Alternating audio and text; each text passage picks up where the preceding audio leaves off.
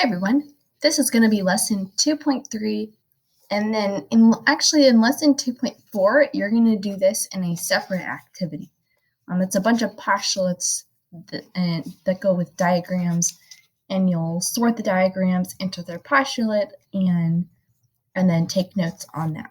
So today we're just going to talk about lesson 2.3, which is using deductive reasoning to form logical arguments, and there are two laws that we're going to learn about in this lesson. So a few terms and then the laws. Deductive reasoning is the term that we use for when the process of using facts, definitions, accepted properties, and the laws of logic to form arguments. So the way I like to remember the difference from inductive reasoning and deductive reasoning, inductive reasoning is where you use patterns. That's what we were using in the last lesson.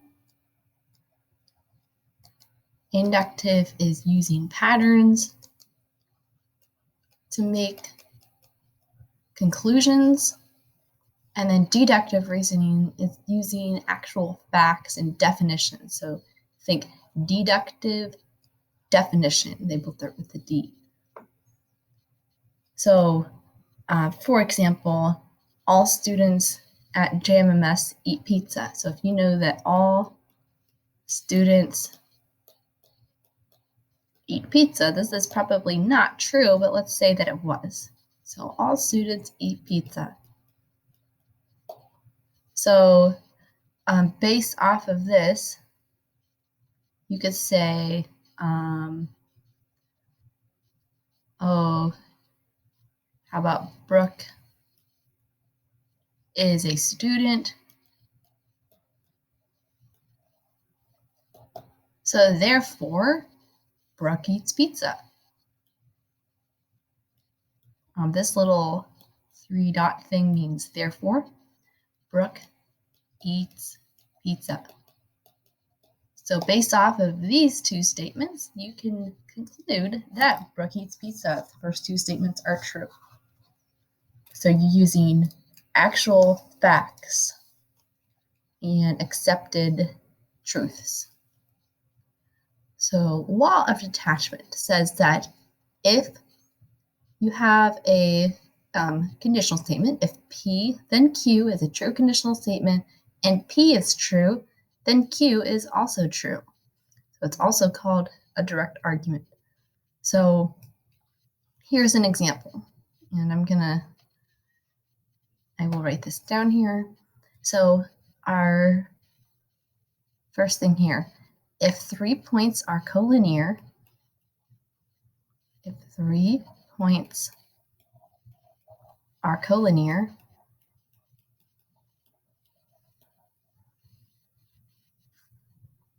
then the points are all on the same line.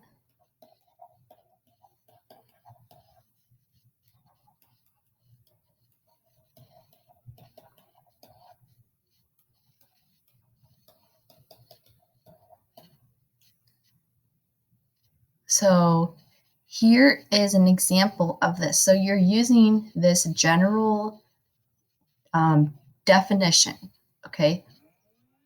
This would be definition because the converse is also true, so it would be a biconditional. So let's say that E, F, and G are collinear. So the law of detachment allows you to then say that E, F, and G are on the same line.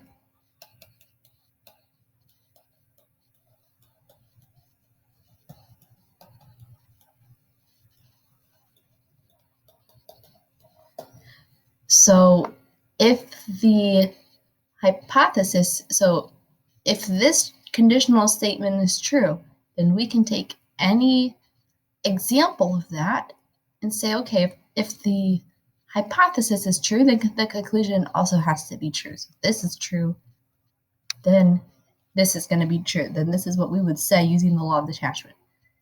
Okay, so law of syllogism, it's a little different. So it has two conditional statements. So if P, then Q, And if Q then R are conditional statements and they're true, then we could say if P then R is also true. This is also called the chain rule. So what did we do here? It says if P then Q, if Q then R, and then if P then R. So we skipped the middle. So I like to call this skipping the middle, which is Q. So we no longer have to even have Q in our equation. We can just skip that and say if P then R. So I call this skipping the middle.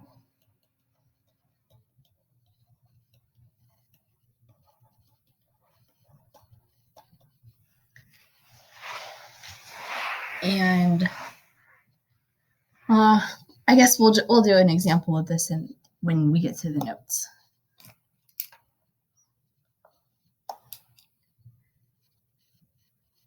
So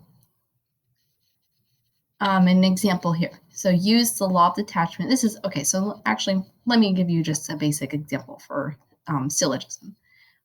So let's say if Mrs. Billig doesn't get enough sleep, then she drinks extra coffee.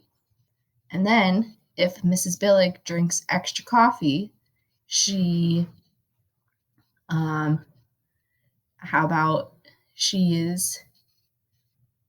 has to go to the bathroom earlier because she drank all that coffee. So then we could say if Mrs. Billig gets up extra early, she's going to have to go to the bathroom earlier. So we skipped the part about the coffee and just made the conclusion about if I get up earlier, or if I don't get enough sleep, rather, then I'm going to have to go to the bathroom earlier. And it's because we skipped the part about drinking the coffee. So I guess that wasn't the best example, but that might help you think about it for now. So let's use the law of detachment to make a valid conclusion statement. So part A, if two angles have the same measure, then they are congruent. Okay, so that was our given definition. So that was our given statement. Here's an example. You are given that the measure of angle A is equal to the measure of angle B. So that follows the hypothesis would be that two angles have the same measure, the first part.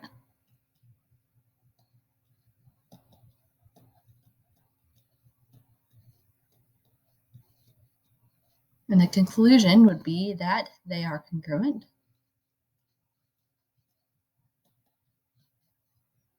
So a valid conclusion that you can make based off of your singular example is that angle A is congruent to angle B. Angle A is congruent to angle B. So if the measure of angle A is equal to the measure of angle B, then the angles themselves are congruent. Okay, here's another example. Jesse goes to the gym every weekday. Today is Monday. So first we need to write this as an if-then statement.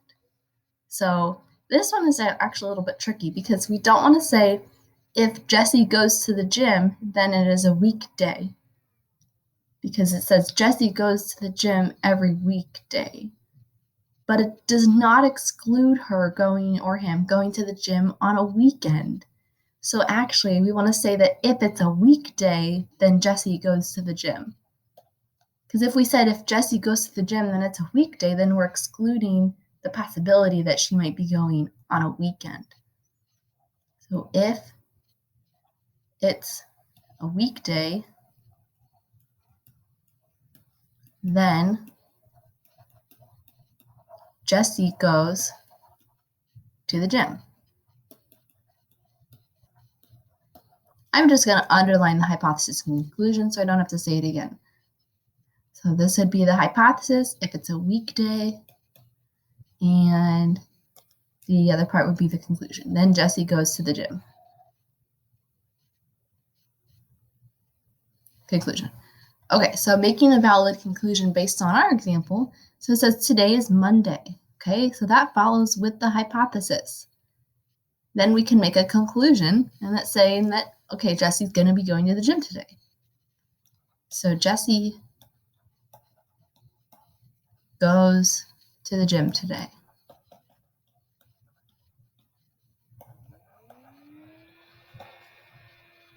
Oh, I think I was supposed to write that in this line. Oh, all right. So the second part, using the law of syllogism. So if possible, use the law of syllogism to write the conditional statement that follows from the pair of true statements. Why does it say if possible? Well, remember from the law of syllogism that these have to both be true. So if they're not true, then we can't use the law of syllogism. And they have to be written such that the part that repeats is in the conclusion of one and the hypothesis of the other. It doesn't matter which order they come in. It's just that they have to be one, it would be the conclusion, and one would be the hypothesis in order to skip. So, if Ron eats lunch today, then he will eat a sandwich. If Ron eats a sandwich, then he will drink a glass of milk. Identify the parts of the conditional statement. So your hypothesis would be, for the first one, the hypothesis would be that Ron eats lunch today. And the conclusion would be that he eats a sandwich.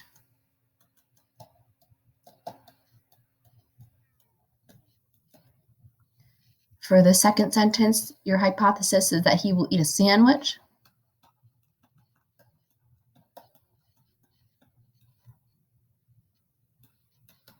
And then he will drink a glass of milk. Okay, so here's what I was talking about. The part that repeats, he will eat a sandwich, happens in the conclusion here, and it happens in the hypothesis in the other part. So these two, we can skip this middle part and just skip to, if Ron eats lunch, then he will drink milk. So we'll say if Ron eats eats a sandwich, then he will drink milk.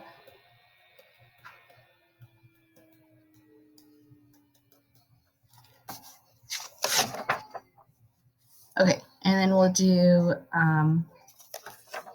one more example. So if x squared is greater than 36, then actually, guys, I'm going to leave that example for you, and you can just, I'll make a separate video for the other examples.